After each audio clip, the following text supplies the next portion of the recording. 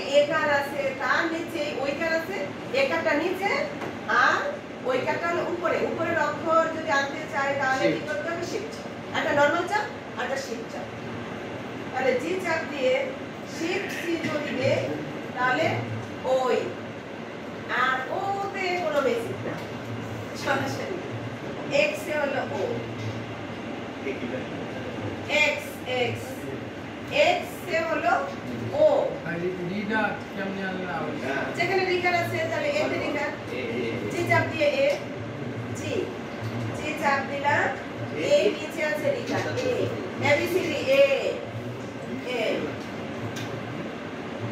আর এ জি চাপ দিয়ে C, C তে হলো একার। আর ওইকার কি হবে? জি চাপ দিয়ে শিফট সি, জি চাপ দিয়ে শিফট সি। আচ্ছা আমি শেষ করি, তারপরে এক্স এ হলো ও। এবার চিন্তা করেন তো ও কার কোথায় হবে? ও আছে এক্স এ, এক্স এ আছে, তা উপরে উপরে আছে। এখন তাহলে জি চাপ দিয়ে শিফট এক্স।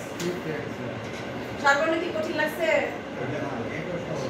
10 মিনিট তাহলে আমি সবার কম্পিউটারে দেখবো, সবার কম্পিউটারে দেখবো সর্বর্ণ পারছে কিনা। তাহলে এখানে তো সবগুলোই আছে।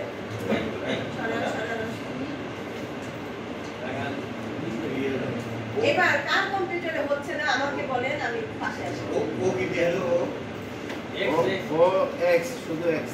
ও একদম সরাসরি বলছি না, ও এর বেসিক নাই, সরাসরি সরাসরি সরাসরি এক্স এ দিছো। আর ওই সারাতে দিছে সবাইকে।